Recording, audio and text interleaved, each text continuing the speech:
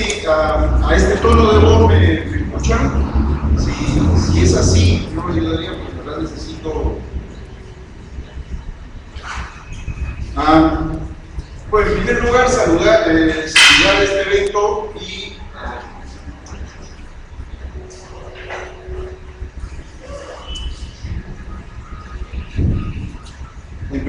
saludar el evento y agradecer la invitación.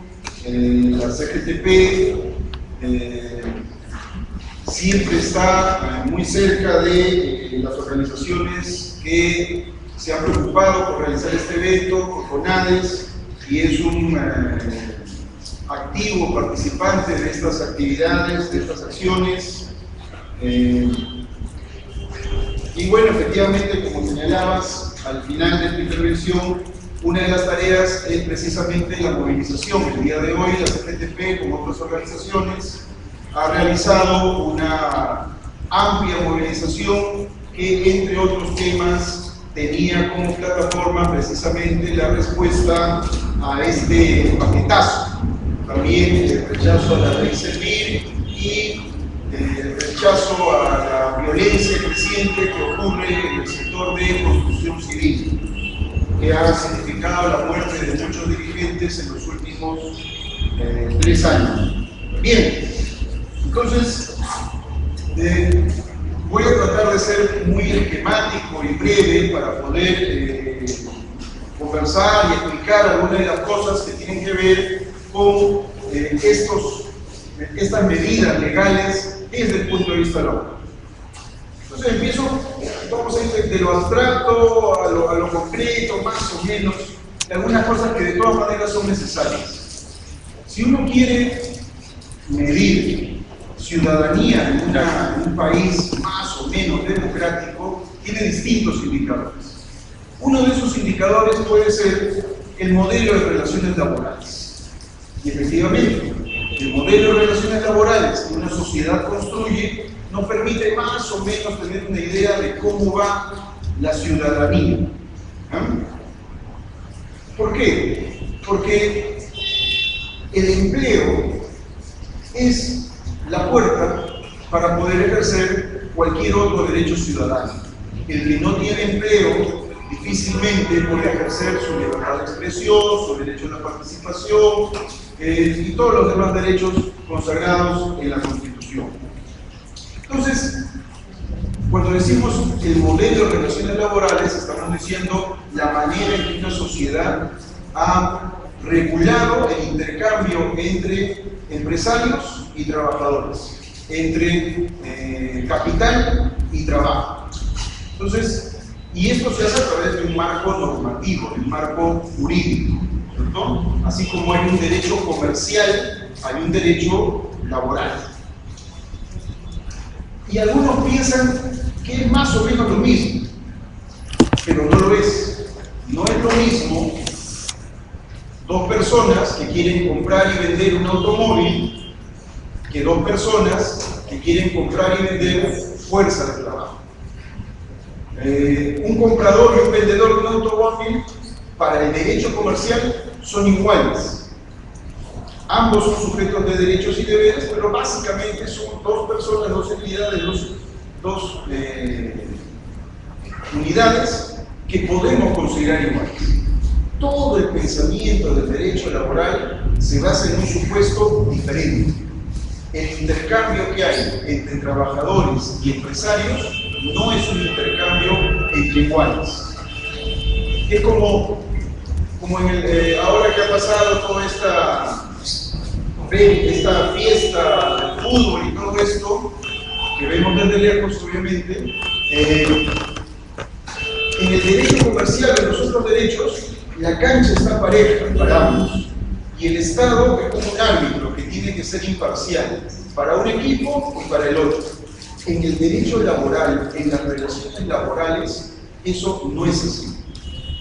Porque todos sabemos que la cancha no está pareja.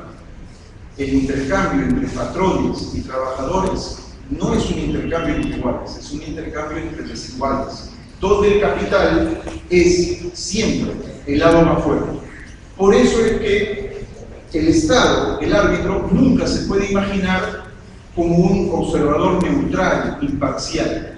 Todo el derecho laboral se ha construido sobre la base de que el trabajador necesita ser protegido, necesita ser, el empresario necesita ser fiscalizado. Entonces, ¿por qué digo todo esto? Porque hoy día este paquetazo, todas las reformas, se han construido sobre la idea de que este intercambio es entre iguales y que el Estado puede ser neutral. Y también de que ya hemos experimentado lo otro, lo contrario. Y los empresarios tienen ahí la pesadilla de que durante el tiempo de Velasco la cancha estaba dispareja, la cancha estaba a favor de los trabajadores. Y entonces, Toriyama, Chandía, y cuando estaba en vida Paco Cosmópolis, nos decían que efectivamente el modelo de relaciones laborales de la época de Velasco era pro-trabajador y que ahora había que hacer la cancha pareja, nada más falso. En el Perú nunca los trabajadores han tenido un modelo de relaciones que sea completamente favorable. Lo máximo que podemos haber tenido es en la época de Velasco, efectivamente, un modelo equilibrado, que nos daba eso, una cancha pareja y un Estado preocupado por garantizar el ejercicio de las libertades de los trabajadores y que el intercambio sea más o menos equilibrado, más o menos justo. Todo eso terminó con Fujimori, la gran reforma laboral de Fujimori, que es una especie de paquetazo multiplicado a la N potencia. Esta reforma laboral fue pensada, diseñada, elaborada en los estudios jurídicos de los abogados, de los empresarios. No pasó por ningún debate público. Y desde allí entonces ha quedado esta costumbre de que toda reforma laboral no pasa por el debate público. Es un tema de técnicos, es un tema de especialistas y no es necesario escuchar a las partes interesadas, a los trabajadores en este caso. Y entonces lo que hemos tenido es este modelo, donde el poder privado avasalla el poder público, donde el interés privado aplaca, empuja, calla, se pone sobre el interés colectivo, donde el capital nuevamente se coloca encima del trabajo. Y entonces,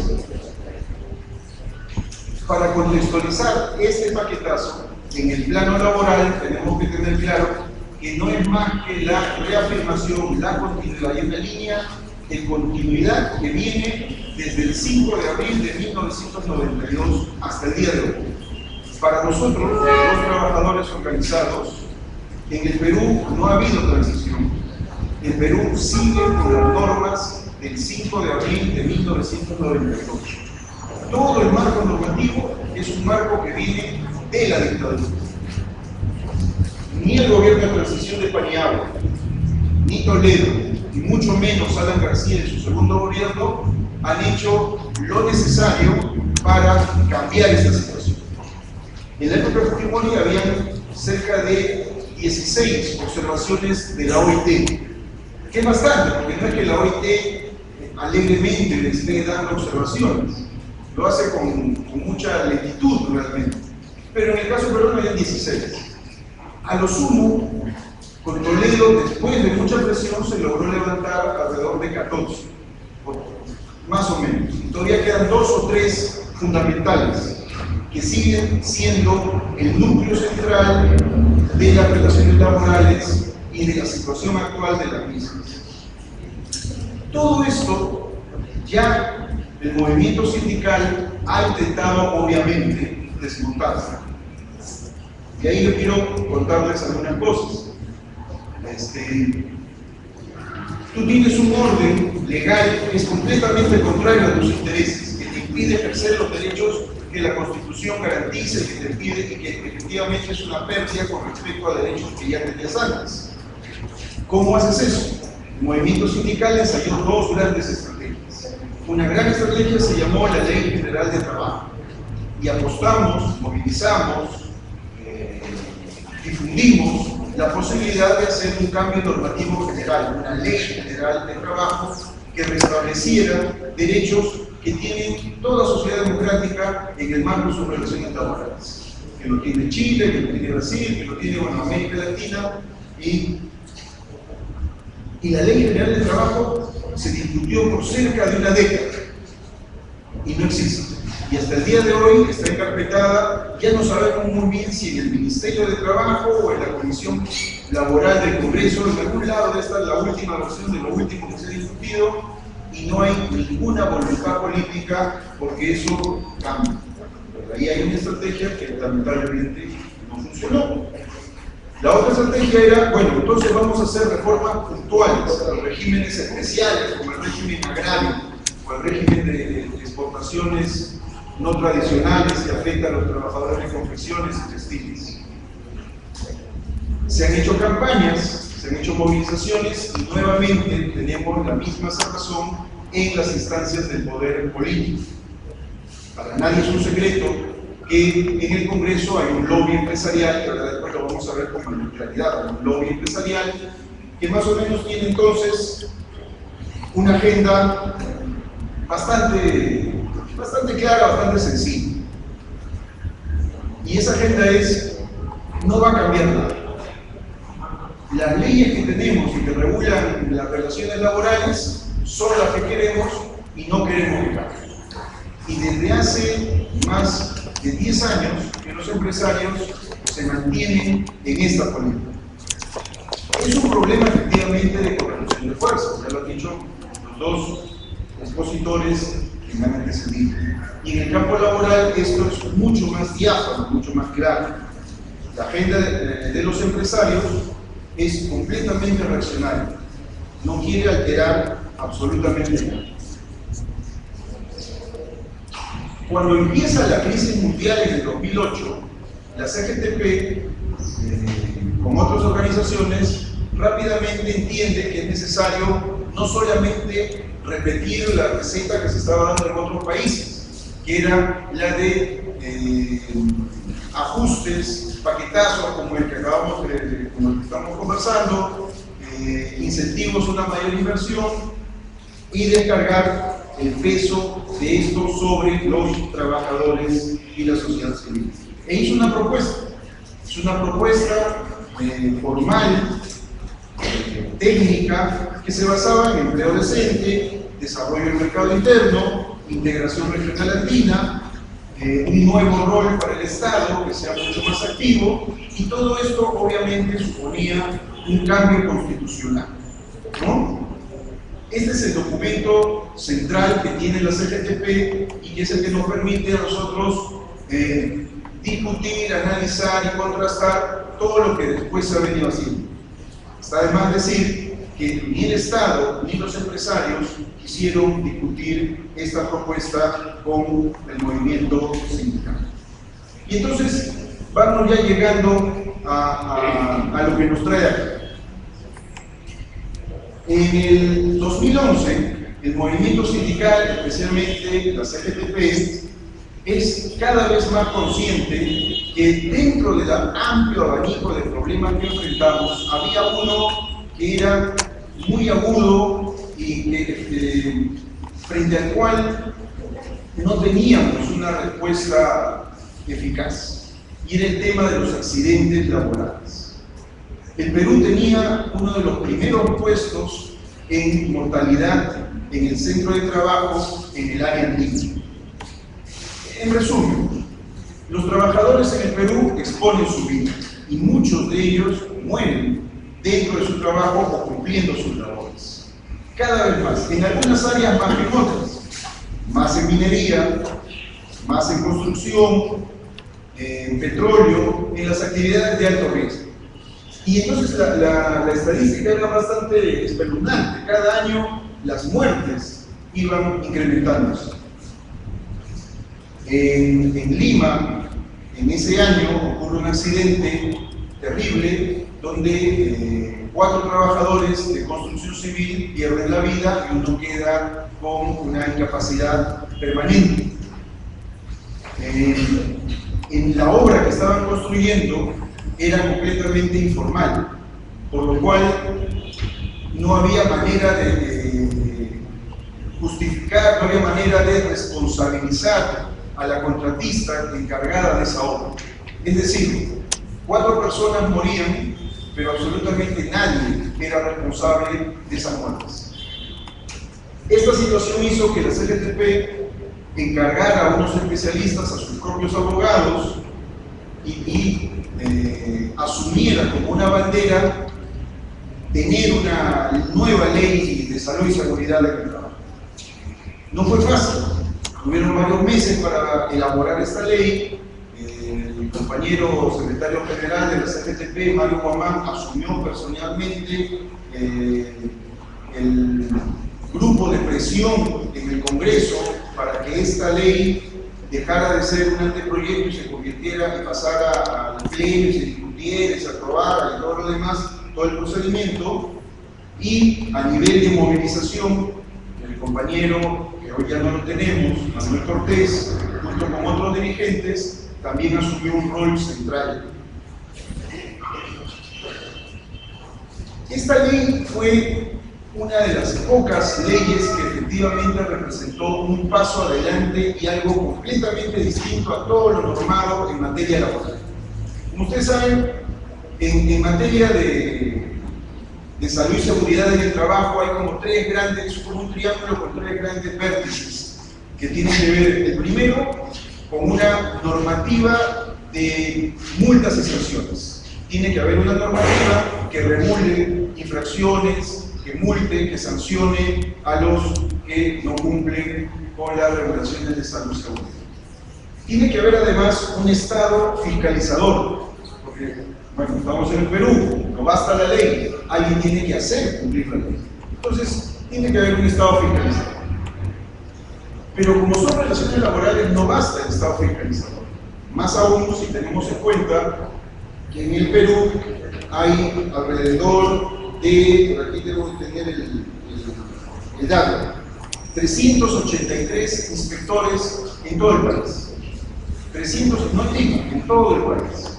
¿Ya? Eso nos da un promedio de un inspector por cada 20.000 trabajadores. ¿Ya? Es obvio, es imposible que un inspector cubra, que realice una labor realmente ni siquiera eficiente, por lo menos eficaz, si su universo son 20.000 trabajadores, ¿no? Pero bueno, un Estado fiscalizador, y por lo tanto, por esta ya sabida debilidad, era necesario darle participación a los trabajadores. En la legislación de otros países, en la experiencia de otros países en materia de salud y seguridad, darle participación a los trabajadores en los sistemas de prevención ha sido fundamental.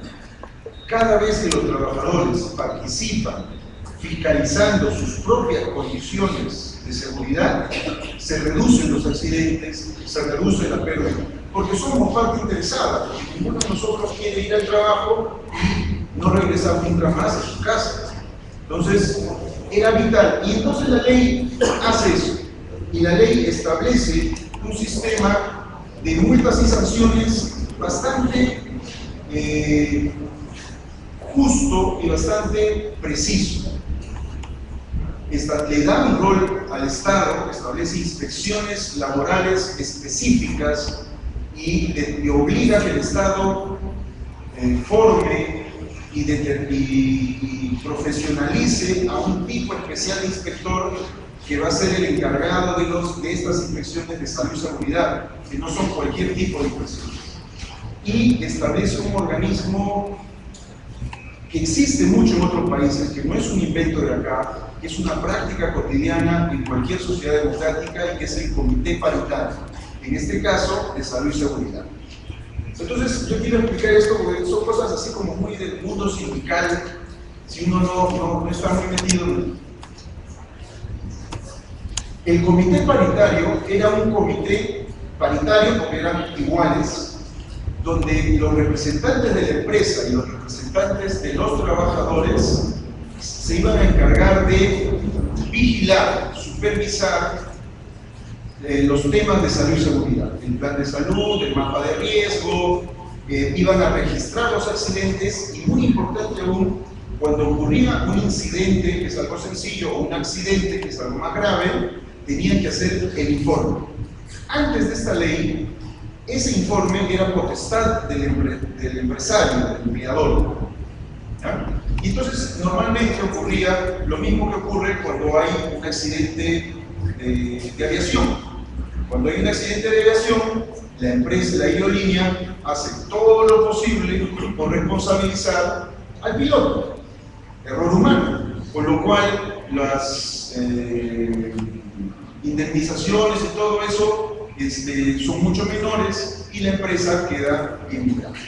Entonces, en el mundo del trabajo pasaba exactamente lo mismo. Cada vez que había un accidente, el empresario hacía el informe y obviamente era error humano, era culpa del trabajador.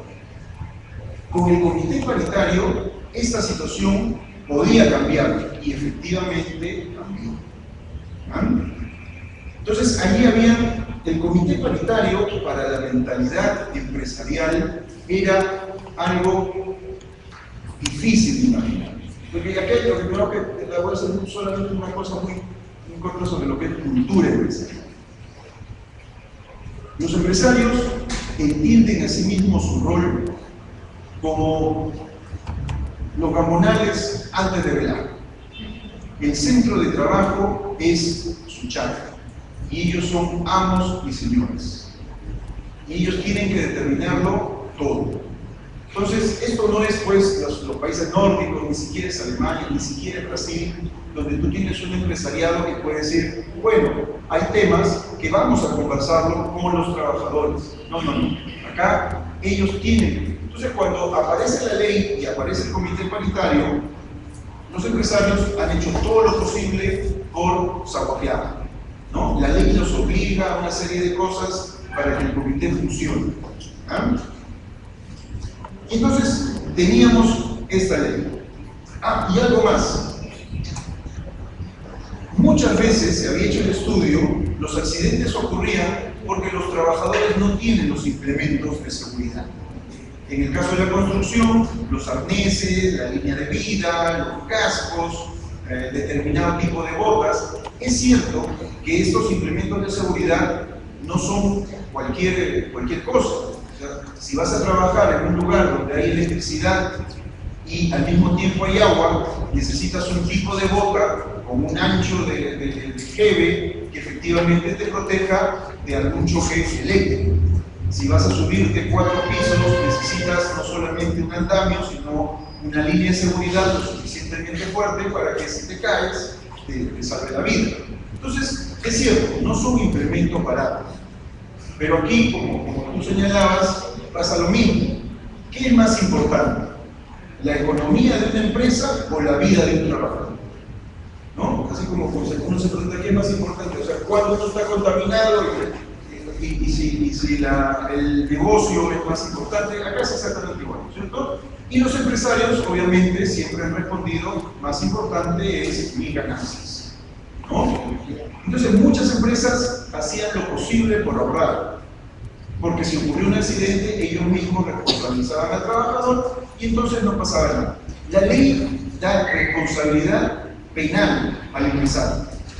Si en un lugar, en un centro de trabajo, muere un trabajador y la investigación que lo hace el comité paritario determina que el empleador tiene responsabilidad porque no compró los implementos adecuados, porque no capacitó al trabajador en el uso de los mismos, porque no se encargó de vigilar que efectivamente se utilicen o porque no señalizó, en fin, ese empleador puede ir a la casa. Con lo cual, ¿se imaginan ustedes lo que significó para la CONFIEP, la Sociedad Nacional de Industrias, como pesadilla, como temor, como miedo? Un impacto de esta ley fue que efectivamente en muchos centros de trabajo, gracias a esta disposición, se empezaron a comprar y a instalar todos los sistemas de seguridad, ¿no? Entonces, la ley tenía estas cosas, teníamos, ahora ya no las tienen, y no fue fácil haber logrado todo esto. Son pequeños detalles, pero miren lo difícil que es en el mundo sindical obtener cosas que son de sentido común, ¿cierto? En el mundo laboral. Se formó un lobby en el Congreso cuyo objetivo era tumbarse la ley. ¿Ah? Y este lobby, bueno, tenía una agenda bastante. Cuando se firma la ley en agosto del 2011, como ustedes saben, toda ley necesita un reglamento. El lobby dijo, no va a haber reglamento. Y la ley se promulga en 2011, en agosto, y tuvieron que pasar cerca de 7 meses para que apareciera el reglamento. Durante 7 meses la ley fue inaplicable, porque no tenía reglamento. Pero bueno, y una vez que aparece el reglamento, después que la CNTP hizo cerca de 2 movilizaciones nacionales para que salga el reglamento, han logrado ahora una serie de modificaciones que yo les paso a resumir rápidamente. Una primera tiene que ver con que es la modificación al artículo 26, que habla acerca de todo el tema de la conducción de los temas de salud y seguridad. Ahora la empresa los puede tercerizar, es decir, la empresa dice, son temas muy complicados, muy técnicos, donde hay mucha regulación, mi negocio es otro, entonces mejor contrato a un especialista en estos temas y mediante un contrato civil que él se encargue de estas cosas. Muy bien. ¿Cuáles son las observaciones a eso? Parece mucho de sentido común, pero en verdad, en primer lugar, una cosa de principio para nosotros en la central sindical.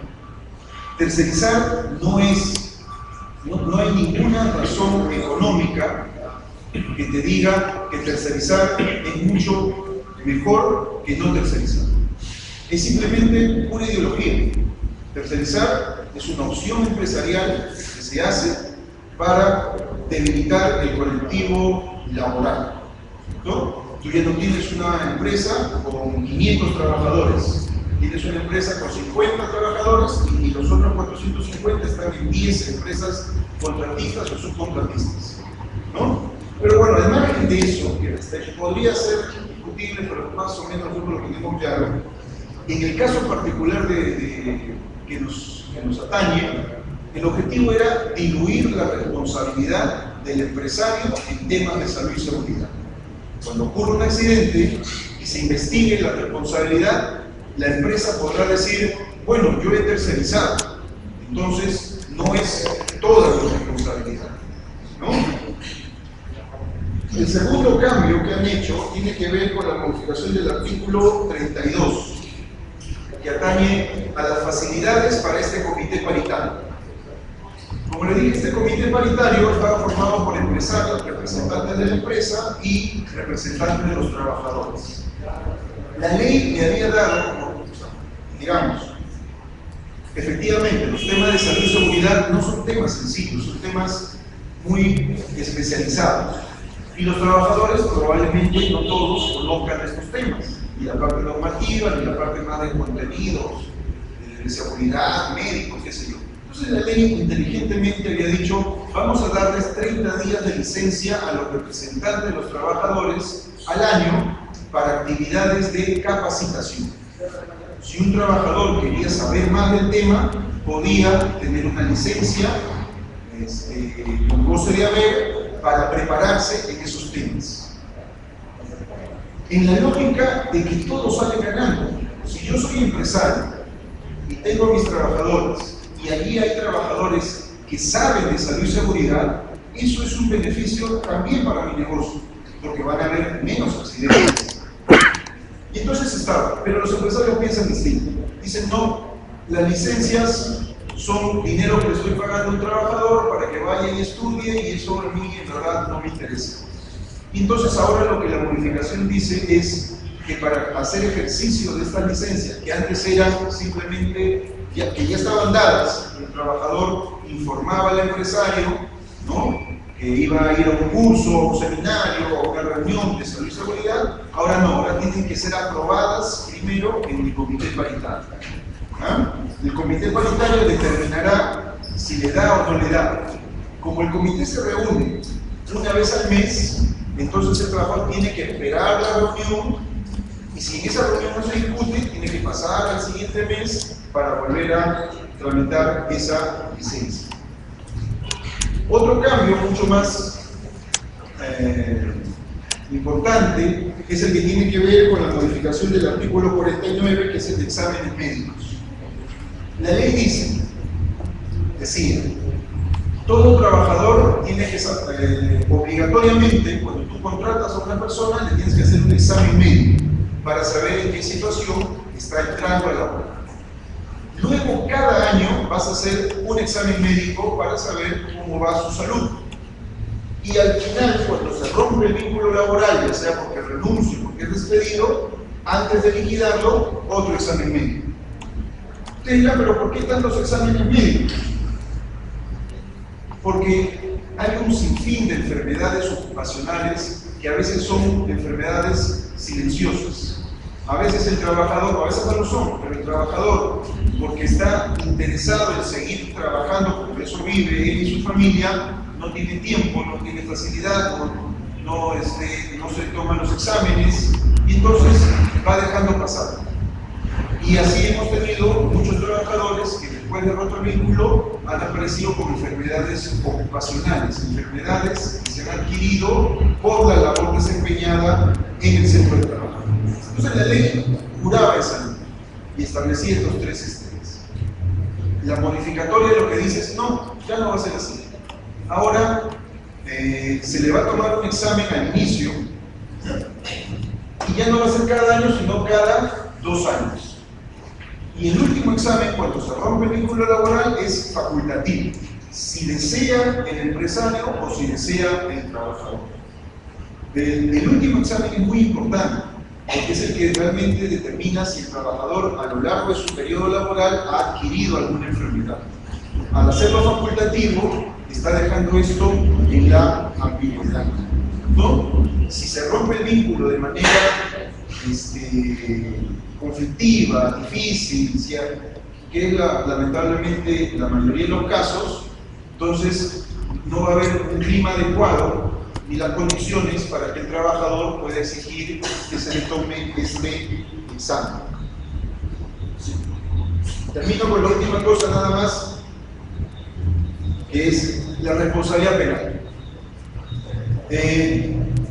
Quiero leer eso porque en verdad ¿qué opina la Sociedad Nacional de Industrias acerca de la responsabilidad penal de los empresarios en caso de que un trabajador muera en un accidente en el centro de trabajo? Reiteramos nuestra opinión respecto a que debe eliminarse por completo la sanción punitiva a los representantes legales de las empresas, ya que las penas resultan excesivas en comparación con otros ilícitos penales, violando por tanto el principio de proporcionalidad contemplado en nuestro ordenamiento legal. Sociedad Nacional de Industrias. Para la Sociedad Nacional de Industrias es más importante la estabilidad económica de sus empresas que la vida de los trabajadores peruanos. Yo termino señalando solamente, muy brevemente, algunas cosas. Desde que empezó esta ley hasta la fecha, han muerto 436 trabajadores. ¿Ya? No hay un solo empresario preso por estas muertes. La ley es un paso adelante, la ley era necesaria, sigue siendo necesaria, y sin embargo, lo que han hecho es descafeinar. Han quitado toda la capacidad que tenía la ley de ser aplicada para convertirse entonces en un adorno más. Y entonces esto nos da problemas de fondo y de forma. Muy brevemente, tenemos una sociedad con una estructura económica tan débil, un capitalismo tan irregular, y eso nos da entonces una ciudadanía cada vez más débil, más atemorizada. Y eso nos da también no solamente una sociedad civil débil, sino también nos da un tipo de empresarios de papel. Tenemos entonces empresarios que en su mentalidad la salud de los trabajadores no es lo más importante. Y es un poco contradictorio, ¿no? Porque si uno es empresario, lo mínimo que puede hacer es preocuparse por tener una fuerza laboral sana, viva, que garantice la actividad económica. Acá no. Aquí la salud de los trabajadores, la vida de los trabajadores no es una prioridad para los empresarios ni para el gobierno. Para la CNTP este es un tema central, por eso la movilización de hoy, que va a seguir de otras movilizaciones. Lamentablemente estamos entrando, por lo que hemos escuchado en todas las intervenciones anteriores, a un escenario donde probablemente haya una mayor radicalización de las luchas populares, de las luchas sindicales. Una mayor radicalización, pero no necesariamente una mayor articulación. Y ese es probablemente el tema central que debería de llamarnos a reflexión. Una manera de poder, cada vez somos más radicales y divididos en la sociedad civil. Y eso es uno de los problemas, pero también efectivamente alguna de las posibilidades. Muchas gracias.